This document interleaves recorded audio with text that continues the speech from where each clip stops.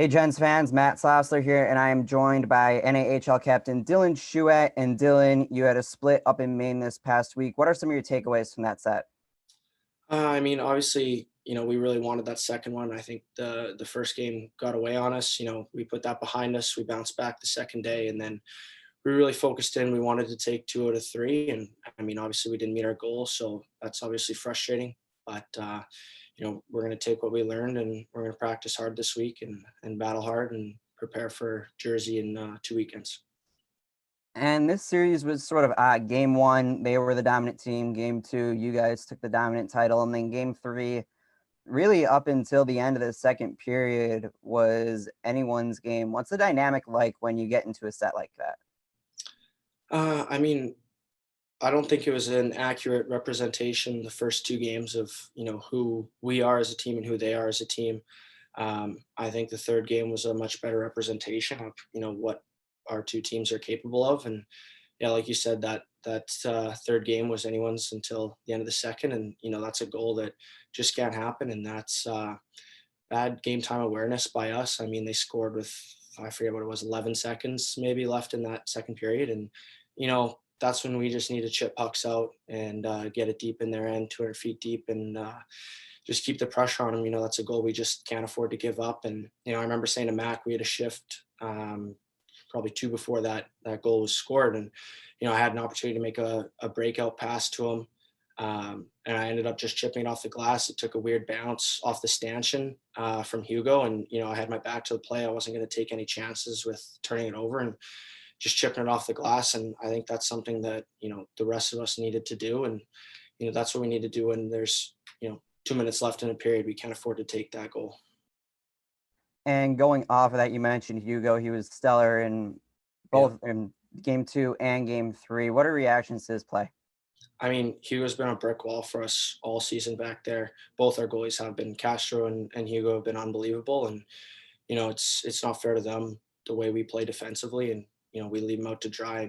Those are two goalies that we should never give up 8 goals in a game for them. And I think Hugo faced 5 breakaways in that first game, which is just totally unacceptable.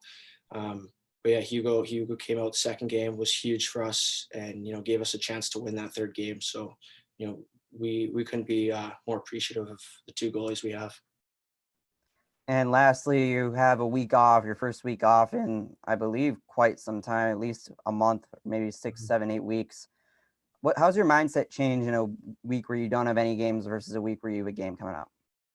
Um, I don't really think it changes much for me. I'm just trying to work my hardest. I know I can expend myself in workouts and practice later in the week, where usually we're preparing for a series of games, so we can go hard all week and just try and improve as much as we can and take advantage of every second of practice time and time in the gym we have, and really try to prepare ourselves for 2 weeks in advance.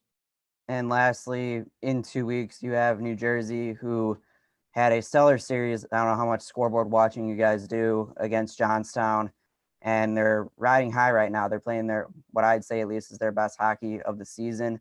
What needs to happen in practice before you guys head down there? I don't think we're too worried about their play necessarily.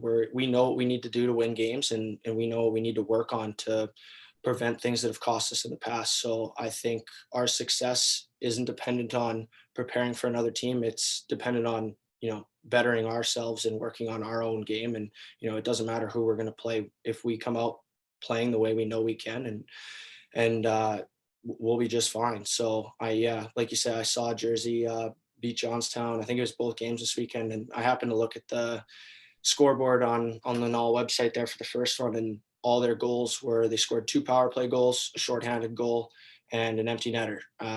So it just shows like we need to stay out of the box, but that goes for everyone. That's not something we're just trying to do against Jersey. We need to stay out of the box as a team, no matter who we're playing. So again, like it's something that we're working on as a team, and regardless of who we're playing, that's something we need to do. And if we do that, we'll be just fine against them. We know we can play them.